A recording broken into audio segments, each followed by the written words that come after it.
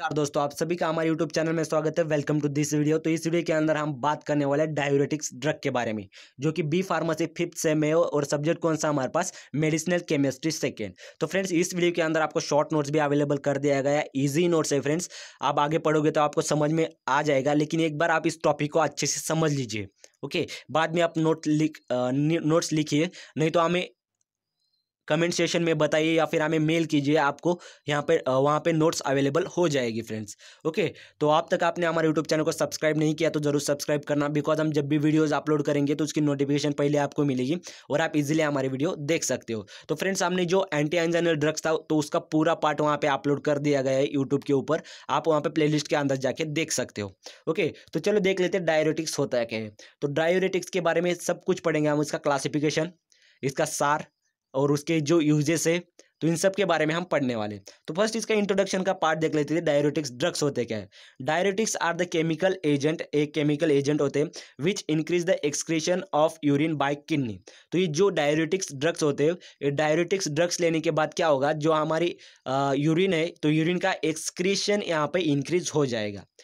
Okay, urine का excretion के लिए हमें ड्रग लेते हैं, डायूरेटिक्स ड्रग्स लेते हैं।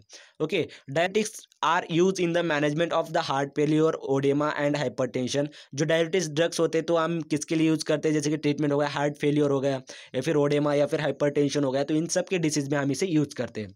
ओके फ्रेंड्स, तो इसका mechanism of action very simple है फ्रेंड्स, इसका क्लासिफिकेशन भी वेरी सिंपल है।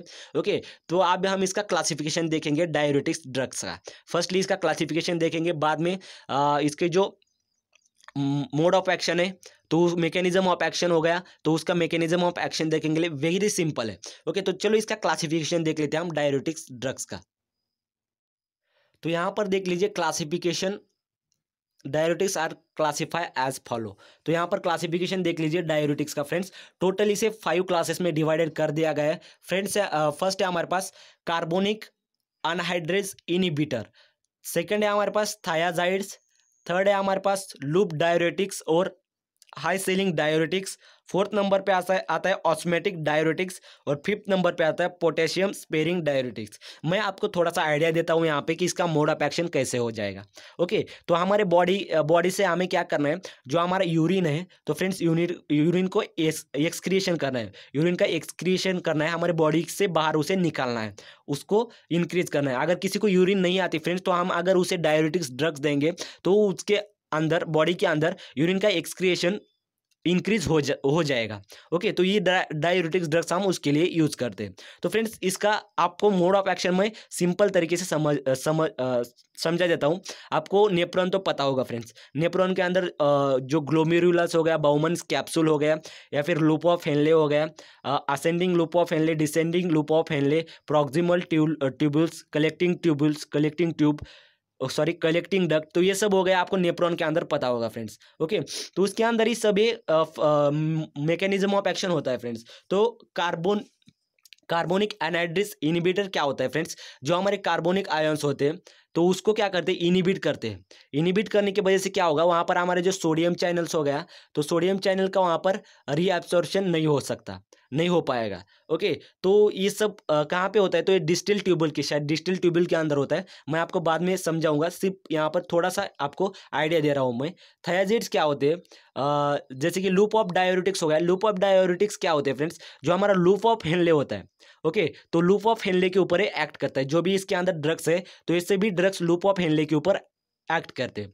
तो वहाँ पर लूप ऑफ हेनले के अंदर क्या होगा, जो वहाँ पर हमारा सोडियम चैनल है तो सोडियम चैनल का वहाँ पर रीअब्सॉर्प्शन नहीं हो पाएगा। रीअब्सॉर्प्शन नहीं हो पाएगा तो वहाँ पर क्या होगा, जो सोडियम चैनल है तो सोडियम चैनल वहाँ पर जो हमारे बॉडी रीअब्सॉर्प्शन नहीं होने की वजह से हमारे बॉडी से बाहर वहाँ पे उसका एक्सक्रिएशन हो जाएगा। अब देख लीजिए ऑस्मेटिक डायूरेटिक्स, तो ये जो ड्रग यहाँ पर ऑस्मेटिक डायूरेटिक्स के अंदर दिया गया है, तो वहाँ पर क्या होगा, ऑस्मेटिक यानी क्या होगा, जो हमारा वाटर मॉलिक्यूल है तो वाटर मॉलिक्यूल का वहाँ पर ज़्यादा एक्सक्रीशन हो जाएगा ऑस्मेटिक डायूरेटिक्स के अंदर। पोटेशियम स्पायरिंग डायूरेटिक्स के अंदर भी सेम है फ्रेंड्स। तो एक एक करके पॉइंट, जो एक एक करके सभी क्लासिफिकेशन का हम वहाँ पर मोड ऑफ एक्शन देखने वाले। इसके अंदर जो ड्रग्स है तो ड्रग्स हमारी बॉडी के अंदर कैसे उसका यूज होता है, कैसे फंक्शन करते हैं, तो उसके बारे में भी हम पढ़ेंगे फ्रेंड्स। तो चलो स्टार्ट कर देते हैं फ्रेंड्स वीडियो को। मतलब क्लासिफिकेशन को स्टार्ट कर देते हैं हम। वीडियो तो स्टार्ट हो गया हमारा, क्लासिफिकेशन को स्टार्ट कर देते हैं। तो चलो देख लेते हैं एक एक करके।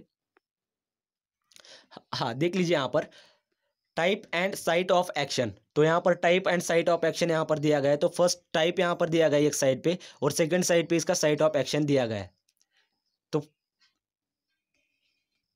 तो यहाँ पर एक साइड पे, यहाँ पर लेफ्ट साइड पे टाइप दिया गया है फ्रेंड्स, और सेकंड साइड पे इसका साइट ऑफ एक्शन दिया गया है। टाइप मतलब क्या, हमारा क्लासिफिकेशन, जो अभी हमने क्लासिफिकेशन देखा तो वही क्लासिफिकेशन है।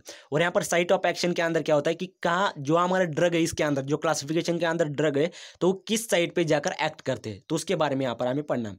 तो फर्स्ट हमारे पास कार्बोनिक अनहाइड्रेज इनहिबिटर। तो ये कहाँ पर हमारे किस पार्ट पे जाकर एक्ट करते हैं, एक्शन करते हैं, प्रॉक्सिमल ट्यूबल्स। आपको पता नेफ्रॉन के अंदर आपने पढ़ा होगा फ्रेंड्स प्रॉक्सिमल ट्यूबल, तो ये प्रॉक्सिमल ट्यूबल के ऊपर जाकर एक्ट करते हैं। सेकंड हमारे पास है थायाजाइड्स। तो थायाजाइड जो कहाँ पर एक्ट करते हैं, तो डिस्टल कॉन्जुलेटेड ट्यूबल्स के ऊपर जाकर उस पार्ट के ऊपर जाकर एक्ट करते हैं। नेक्स्ट है लूप डायरेटिक्स। तो ये तो आपको पता होगा, लूप ऑफ हेनली के ऊपर एक्ट करते हैं। Next osmotic agent. Osmotic agent कहाँ पर एक्ट करते हैं, जो डिसेंडिंग लूप हो गया या फिर हमारा बाउमन्स कैप्सूल हो गया, कलेक्टिंग डक्ट हो गया, तो ये यहाँ पर जाकर एक्ट करते हैं। नेक्स्ट है K plus spring. Potassium potassium sparing as कहाँ पे एक्ट करते हैं, जो हमारा कलेक्टिंग डक्ट है तो कलेक्टिंग डक्ट के ऊपर जाकर एक्ट करते हैं। तो ये था इसके type and site of action, कहाँ कहाँ पर एक्ट करते हैं।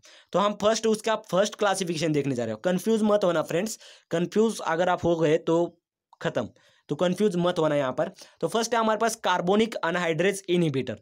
Carbonic anhydrase inhibitor first classification हमारा। तो इसके अंदर कौन कौन से ड्रग आते हैं उसके बारे में पढ़ लीजिए। एसिटाजोलामाइड, सेकंड है मिथाजोलामाइड, और थर्ड है डाइक्लोरोपेनामाइड। तो ये तीन ड्रग यहाँ पर आते हैं फ्रेंड्स। तो उन तीनों का स्ट्रक्चर यहाँ पर हमने आपको दे दिया है ताकि आप कंफ्यूज ना हो। तो यहाँ पर देख लीजिए इसका स्ट्रक्चर। फर्स्ट हमारे पास है एसिटाजोलामाइड, तो यहाँ पर फर्स्ट करके लिखा है, तो ये एसिटाजोलामाइड का स्ट्रक्चर है फ्रेंड्स। यहाँ पर सेकंड दिया गया है, देख लीजिए सेकंड कौन सा है, तो मिथाजोलामाइड, और थर्ड यहाँ पर कौन सा है, डाइक्लोरोपेनामाइड। तो इन सब का स्ट्रक्चर यहाँ पर दिया गया है फ्रेंड्स। आप अच्छे से देख लीजिए स्ट्रक्चर, अलग अलग निकाल कर आप आपके नोटबुक में लिख लीजिए और देख लीजिए इसके अंदर डिफरेंस क्या है, आपको भी समझ में आ जाएगा फ्रेंड्स। तो ये ड्रग्स, तो इसका यूज देख लीजिए, ड्रग कहाँ पे यूज किया जाता है। It is use as a diuretics, diuretics करके इसका यूज किया जाता है। It is use in the treatment of glaucoma, glaucoma के ट्रीटमेंट में हम इसी यूज करते हैं। इनके एंटी नियोप्लास्टिक भी एक्टिविटी होती है। आप देख लीजिए थायाजाइड डायरेटिक्स, सेकंड क्लासिफिकेशन हमारा थायाजाइड डायरेटिक्स। तो थायाजाइड डायरेटिक्स क्या होता है, इसका मैकेनिज्म ऑफ एक्शन एक बार आप जरूर देख लेना फ्रेंड्स। थायाजाइड डायरेटिक्स का देख लीजिए, सिंपल पॉइंट है, एक एक करके आप पूरा समझ लीजिए। तो यहाँ पर थायाजाइड है। Thiazide diuretics acts by inhibiting sodium and calcium reabsorption as the distal tubules. तो ये थायाजाइड डायरेटिक्स क्या करते हैं, देख लीजिए हमने थायाजाइड डायरेटिक्स जो भी ड्रग्स है, ड्रग हमने ले लिया। ड्रग लेने के बाद ये क्या करेगा, हमारा जो नेफ्रॉन है, तो नेफ्रॉन में जो डिस्टिल ट्यूबल होता है, डिस्टिल ट्यूबल के ऊपर जाकर एक्ट करेगा। ये जो हमारा डिस्टिल ट्यूबल है, तो डिस्टिल ट्यूबल के ऊपर जाकर एक्ट करेगा। वहां पर जाके ये क्या करेगा, जो हमारा सोडियम आयन है या फिर कैल्शियम आयन है, तो ये जाकर उसे इनहिबिट करेगा। वहां पर उसका रीअब्सॉर्प्शन, वहां पर उसे इनहिबिट करेगा, वहां पर वो एब्जॉर्ब नहीं हो पाएगा फ्रेंड्स। एब्जॉर्ब नहीं होने की वजह से यहाँ पर क्या होगा, सेकंड पॉइंट देख लीजिए, this inhibition increase the calcium reabsorption in the distal tubules. तो इसकी वजह से क्या होगा, इंक्रीज कैल्शियम रीअब्सॉर्प्शन। तो वहां पर हमारे जो डिस्टिल ट्यूबल्स है, डिस्टिल ट्यूबल्स के अंदर कैल्शियम रीअब्सॉर्प्शन वहां पर इंक्रीज हो जाएगा। And increase the activity of sodium and calcium exchanger. तो वहां पर जो एक्टिविटी होगी सोडियम एंड कैल्शियम एक्सचेंजर की, वहां पर वो भी वहां पर इंक्रीज हो जाएगी। वो इंक्रीज होने के बाद यहाँ पे थर्ड पॉइंट क्या होगा friends, inhibits the entry of sodium ions. तो सोडियम आयंस की एंट्री वहां पर इनहिबिट हो जाएगी, उसे एंट्री वहां पर नहीं मिलेगी। और वहां पर decrease plasma volume, plasma volume भी वहां पर डिक्रीज हो जाएगा। लास्ट पॉइंट क्या कहता है, which result in increase in excretion of sodium chloride, potassium and bicarbonate ions। तो हमारे बॉडी से सोडियम क्लोराइड वहां पर उसका एक्सक्रीशन वहां पर इंक्रीज हो जाएगा, पोटेशियम का भी एक्सक्रीशन इंक्रीज हो जाएगा, और बाइकार्बोनेट आयन का भी एक्सक्रीशन वहां पर इंक्रीज हो जाएगा। तो इस तरह से हमारे जो भी आयन्स होंगे, जो भी इलेक्ट्रोलाइट्स होंगे, तो हमारी बॉडी से एक्सक्रीशन उनका हो जाएगा फ्रेंड्स, इस ड्रग्स की वजह से। तो आपको समझ में आ गया होगा थायाजाइड डायरेटिक्स का mechanism of action. Okay friends, तो आप इसका सार देख लीजिए, थायराइड डाययूरेटिक्स का सार। यहाँ हमारे पास उसका नॉर्मल स्ट्रक्चर है। सार के बारे में पढ़ेंगे हम, स्ट्रक्चरल एक्टिविटी एंड रिलेशनशिप। सार के अंदर क्या होता है फ्रेंड्स, अगर समझ लीजिए आप थर्ड पोजीशन पे कोई सब्स्टिट्यूशन करते हो तो उसकी एक्टिविटी इंक्रीज होती है या फिर डिक्रीज होती है, तो इसके बारे में आपको सिर्फ बताना है यहाँ पे। तो एक एक करके देख लेते हैं इसके सार के बारे में। फर्स्ट पॉइंट क्या क्या कहता है, एट पोजिशन 3 सब्स्टिट्यूशन। देख लीजिए हमने 3 सब्स्टिट्यूशन ऊपर हम अगर कोई सब्स्टिट्यूशन करते हैं, कैसे अल्काइल या फिर साइक्लो अल्काइल या फिर हेलो अल्काइल का, तो groups gives potent diuretics compounds, तो यहाँ पर उसकी एक्टिविटी डिक्रीज हो सकती है।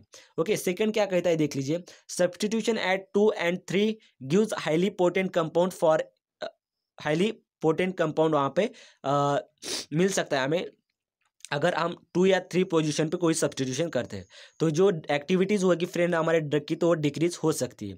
ओके, थर्ड पॉइंट क्या कहता है, substitution of alkali group at position 4 gives inactive compound.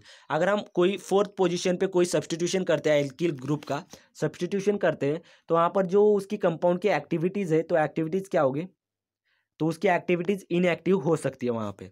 Okay, fourth number का देख लीजिए, फोर्थ नंबर का क्या कहते हैं, substitution at the 6th position. 6th position पे अगर हम कोई सब्स्टिट्यूशन करते हैं विथ क्लोरीन, ब्रोमीन या फिर फ्लोरीन मॉलिक्यूल से, गिव हाईली एक्टिव कंपाउंड, तो वहाँ पे हमें हाईली एक्टिव कंपाउंड वहाँ पे हमें मिल सकता है।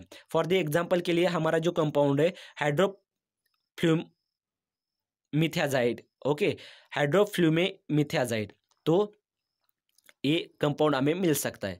फिफ्थ नंबर पे देख लीजिए, फिफ्थ पॉइंट देख लीजिए, at position 7 free sulphamyl group is essential for the diuretics activity. तो ये सल्फामाइल ग्रुप जो है, तो डाययूरेटिक्स एक्टिविटी के लिए बहुत ही इंपॉर्टेंट है। 6 नंबर का देख लीजिए, introduction of oxygen at position 3 leads to loss of activity. अगर हम पोजीशन 3 पे ऑक्सीजन ग्रुप वहाँ पर लगा देते, तो वहाँ पर जो उसकी एक्टिविटी, कंपाउंड की एक्टिविटी वहाँ पर लॉस हो सकती है। ओके, डिक्रीज हो सकती है। तो यहाँ पर हम इस थायराइड डाययूरेटिक्स के अंदर कौन कौन से ड्रग्स यूज़ करते हैं, तो यहाँ पर हम टोटल 4 ड्रग्स यूज़ करते हैं। फर्स्ट उसके अंदर आता है क्लोरोथायाजाइड, सेकंड आता है हाइड्रोक्लोरोथायाजाइड, थर्ड आता है हाइड्रोफ्लूमेथाजाइड और फोर्थ नंबर पे आता है साइक्लोथायाजाइड। तो ये 4th ड्रग हम वहाँ पर यूज़ करते हैं फ्रेंड्स इस थायराइड डाययूरेटिक्स के अंदर। ओके, ये समझ लीजिए आप, इसका थोड़ा सा मैं आपको और बता देता हूँ एक्स्ट्रा इन्फॉर्मेशन। ये ड्रग लेने के बाद हमारे बॉडी के अंदर जैसे ड्रग जाएंगे, तो ये जो हमारा सोडियम चैनल है, तो सोडियम चैनल को रीअब्सॉर्प्शन के लिए ये इनिबिट कर देंगे। इनिबिट करने के बाद क्या होगा, जो सोडियम और कैल्शियम चैनल आयन का एक्सचेंजर वहाँ पर बढ़ जाएगा। एक्सचेंजर बढ़ने के बाद क्या होगा, जो हमारे इलेक्ट्रोलाइट्स है, तो इलेक्ट्रोलाइट्स का एक्सक्रिएशन वहाँ से इंक्रीज हो सकता है। एक्सक्रिएशन वहाँ पर जो भी हमारे इलेक्ट्रोलाइट्स है, तो इलेक्ट्रोलाइट्स का एक्सक्रिएशन वहाँ पे बढ़ सकता है, हमारे बॉडी के अंदर ज़्यादा वो एक्सक्रिएट हो सकते हैं। तो ये सब इस ड्रग का यूज़ है, ये इस तरह से हमारे बॉडी के अंदर वर्क करते हैं। ओके, तो यहाँ पर इसके 4 स्ट्रक्चर दिए गए फ्रेंड्स। 4 स्ट्रक्चर देख लीजिए आप, जो 4 ड्रग्स है हमारे, तो 4 ड्रग्स के भी यहाँ पर हमें स्ट्रक्चर दिया गया है। ओके, इसका यूजेज देख लीजिए, ड्रग्स कहाँ पे यूज़ करते हैं हम, तो यूज एज डाययूरेटिक्स, तो डाययूरेटिक्स करके इसका यूज है, या फिर हाइपरटेंशन के ट्रीटमेंट में भी हम इसे यूज कर सकते हैं। ओके, थर्ड क्लासिफिकेशन आता है हमारे पास friends loop diuretics. Okay, loop diuretics, अब इसका मोड ऑफ एक्शन देख लीजिए, मैकेनिज्म ऑफ एक्शन आप देख लीजिए।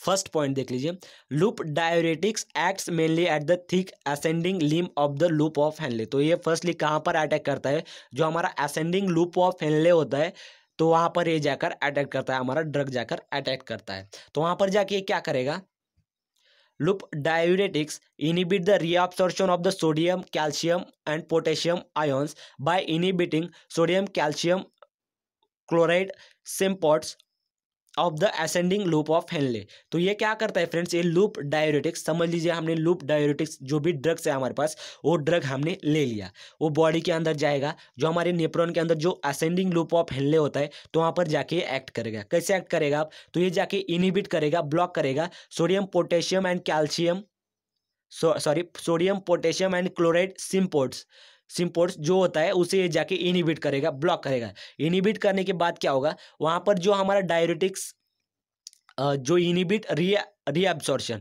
तो वहाँ पर एक मिनट, आप बात समझ लीजिए, जो सोडियम पोटेशियम और क्लोराइड सिम्पोर्ट्स को ये इनिबिट करेगा, इनहिबिट करने के बाद क्या होगा, इनहिबिट रीअब्सॉर्प्शन, तो हमारे बॉडी के अंदर जो सोडियम क्लोराइड या फिर कैल्शियम आयंस है, तो आयंस का यहाँ पर रीअब्सॉर्प्शन नहीं हो पाएगा, उसे वो भी इनहिबिट हो जाएगा। इनहिबिट होने के बाद क्या होगा फ्रेंड्स, जो भी हमारे बॉडी से जो सोडियम हो गया या फिर क्लोराइड हो गया या फिर कैल्शियम आयंस हो गया या फिर अदर इलेक्ट्रोलाइट्स हो गए, वो हमारे बॉडी से बाहर वहाँ पर वो एक्सक्रीट हो जाएंगे, बॉडी से बाहर वो निकलकर, मतलब बॉडी के बाहर वो एक्सक्रीट हो जाएंगे। ओके, तो ये लूप ऑफ डायरेटिक्स का ऐसा फंक्शन होता है। ओके, तो इसके अंदर कौन कौन से ड्रग यूज किए जाते हैं वो देख लीजिए। हेनले के अंदर, लूप ऑफ डायरेटिक्स के अंदर फ्यूरोसेमाइड या फिर ब्यूमेटाइनाइड, और लास्ट में आता है इथेक्रेनिक एसिड। तो इन सब का यहाँ पर स्ट्रक्चर दिया गया है फ्रेंड, तो स्ट्रक्चर अच्छे से देख लीजिए, स्ट्रक्चर के अंदर क्या क्या डिफरेंस है वो भी देख लीजिए। फर्स्ट, सेकंड, थर्ड, ये 3 ड्रग का यहाँ पर स्ट्रक्चर दिया गया है। अब इसकी यूजेज देख लीजिए, इसका यूज कहाँ पे किया जाता है, इन ड्रग का use as a treatment, diuretics for the treatment, तो डायरेटिक्स के ट्रीटमेंट में हम इसे यूज करते हैं। या फिर ओडेमा हो गया, हाइपरटेंशन हो गया, कॉन्जेक्टिव हार्ट फेलियर के अंदर भी इस ड्रग का हम यूज करते हैं फ्रेंड्स। थर्ड क्लासिफिकेशन हो गया। अब फोर्थ क्लासिफिकेशन पे आते हैं, पोटेशियम स्पेरिंग डायूरेटिक्स। आप देख लीजिए, वेरी सिंपल है, पोटेशियम स्पेरिंग डायूरेटिक्स। इसका मैकेनिज्म ऑफ एक्शन आपको अच्छे से समझ कर देता हूं मैं, अच्छे से समझ लीजिए इसे। This type of diuretics inhibit sodium reabsorption. तो ये क्या करता है, जो भी ये डायूरेटिक्स है, पोटेशियम स्पेरिंग डायूरेटिक्स, ये क्या करता है, इनहिबिट करता है सोडियम के रीअब्सॉर्प्शन को, and indirectly spare potassium excretion, और हमारे बॉडी से जो पोटेशियम है, तो पोटेशियम वहां पर एक्सक्रीट हो जाएगा। ओके, तो इसके अंदर बस इतना होता है। और एक पॉइंट देख लीजिए, सोडियम चैनल्स इनहिबिटर, हमारे पास ड्रग्स है अमाइलोराइड। ओके, अमाइलोराइड ड्रग हमने ले लिया फ्रेंड्स। लेने के बाद क्या होगा, जो सोडियम चैनल्स वहाँ पर इनहिबिट हो जाएगा, inhibition sodium reabsorption, sodium channel जो है वो रीअब्सॉर्प्शन, मतलब हमारे बॉडी के अंदर एब्सॉर्ब नहीं हो पाएगा। तो एब्सॉर्ब नहीं होने के बाद क्या होगा, जो सोडियम एक्सक्रीशन है, तो हमारे बॉडी से बाहर वो एक्सक्रीट हो जाएगा। सोडियम चैनल जो है, तो हमारे बॉडी से वहाँ पर एक्सक्रीट हो जाएगा। अगर हमारे बॉडी के अंदर वो एब्सॉर्ब नहीं हो पाया, रीअब्सॉर्प्शन उसका नहीं हो पाया, तो जाके वो जो हमारे नेफ्रॉन के थ्रू बॉडी से बाहर वहाँ पर एक्सक्रीट हो जाएगा। Reduce potassium secretion and potassium retention, तो ये होता है इसका mode of action friends. Next देख लीजिए, एल्डोस्टेरोन एंटागोनिस्ट। एल्डोस्टेरोन एंटागोनिस्ट क्या होता है उसका भी एक पॉइंट है, वो भी देख लीजिए यहाँ पर। Aldosterone induce the expression of the sodium potassium ATPase sodium channel. Spironolactone blocks aldosterone receptor, जो स्पाइरोलैक्टोन्स होते हैं वो क्या करते हैं, एल्डोस्टेरोन रिसेप्टर को ब्लॉक कर देते हैं वहाँ पर, and reduce sodium reabsorption and potassium secretion, जो हमारे सोडियम रीअब्सॉर्प्शन को रिड्यूस करते हैं। ओके, अगर रीअब्सॉर्प्शन हमारे बॉडी के अंदर नहीं होगा, लूप ऑफ हेनले के अंदर सोडियम का नहीं होगा, तो वहाँ पर जो सोडियम आयन जो है, तो वहाँ पर इंक्रीज हो जाएंगे और वो हमारे बॉडी के थ्रू वहाँ पर बाहर निकल कर जाएंगे, बॉडी से बाहर वो सोडियम आयन एक्सक्रीट हो जाएंगे। ओके, तो इस तरह से हमारे बॉडी के अंदर वर्क करता है। ये जो ड्रग्स है, तो हमारे बॉडी के अंदर इस टाइप से एक्ट करते हैं। इसके अंदर कौन कौन से ड्रग यूज किए जाते हैं, स्पाइरोलैक्टोन, ट्राइमेटेरेन और अमाइलोराइड। ओके फ्रेंड, तो ये ड्रग्स है हमारे बॉडी के अंदर एक्ट करते हैं। लास्ट क्लासिफिकेशन आता है हमारे पास ऑस्मोटिक डायूरेटिक्स। ये भी सिंपल है फ्रेंड्स, ऑस्मोटिक डायूरेटिक्स, इसका मैकेनिज्म ऑफ एक्शन आप समझ लीजिए ऑस्मोटिक डायूरेटिक्स का। इसके अंदर फर्स्ट आता है, they have limited reabsorption because of high water solubility. यहाँ पर इसके अंदर जो ऑस्मोटिक डायूरेटिक्स ड्रग्स क्या होते हैं, लिमिटेड रीअब्सॉर्प्शन करते हैं बिकॉज ऑफ वाटर सोल्यूबिलिटी की वजह से। सेकंड पॉइंट देख लीजिए, osmotic diuretics increase the volume of water. Osmotic diuretics क्या करते हैं, जो ड्रग्स है क्या करते हैं, द वॉल्यूम ऑफ वाटर का वॉल्यूम वहाँ पर इंक्रीज करते हैं, and almost all the electrolytes and increase all the electrolytes. Okay, जो हमारा नेफ्रॉन के अंदर क्या होता है, वाटर का मॉलिक्यूल बढ़ जाएगा या फिर अदर इलेक्ट्रोलाइट्स का भी वहाँ पर वॉल्यूम बढ़ जाएगा। वॉल्यूम बढ़ने के बाद क्या होगा, increase H2O and Na+ excretion. जो भी इंक्रीज हुआ वाटर मॉलिक्यूल है या फिर सोडियम आयन है, वो हमारे बॉडी के थ्रू वहाँ पर एक्सक्रीट हो जाएगा। तो ये सिंपल इसका मैकेनिज्म ऑफ एक्शन है। इसके अंदर एक ही ड्रग यूज किया जाता है फ्रेंड्स, उसका नाम है मैनिटॉल। हमारे सिलेबस के अंदर एक ही ड्रग दिया गया है, मैनिटॉल। तो ये मैनिटॉल का स्ट्रक्चर है, अच्छे से देख लीजिए, सिंपल स्ट्रक्चर है मैनिटॉल का। अब इसके यूजेस देख लीजिए। फर्स्ट यूज क्या है, used as diagnostic agent for the kidney function. जो भी किडनी के अंदर जो भी फंक्शन होता है तो उसके अंदर जो भी कोई प्रॉब्लम आते हैं तो उसे डायग्नोस करने के लिए हम इस ड्रग का यूज करते हैं। सेकंड है, increase urine volume in the patient with the acute renal failure. तो वहाँ पर जो यूरिन का वॉल्यूम है तो यूरिन वॉल्यूम भी वहाँ पर इंक्रीज कर देता है और हमारे बॉडी के थ्रू एक्सट्रीट कर देता है बाहर। ओके, तो ये था फ्रेंड्स हमारा डायरेटिक्स ड्रग्स। आई होप आप सबको समझ में आ गया होगा। अगर कुछ प्रॉब्लम या कुछ डाउट हो तो हमें कमेंट सेक्शन में ज़रूर बताना। तो यहाँ पर आपको शॉर्ट नोट्स भी अवेलेबल कर दिया गया है फ्रेंड्स। अगर नोट चाहिए तो हमें कमेंट सेक्शन में ज़रूर बताना या फिर हमें मेल कीजिए, मेल के ऊपर आपको रिप्लाई 100% मिल जाएगा।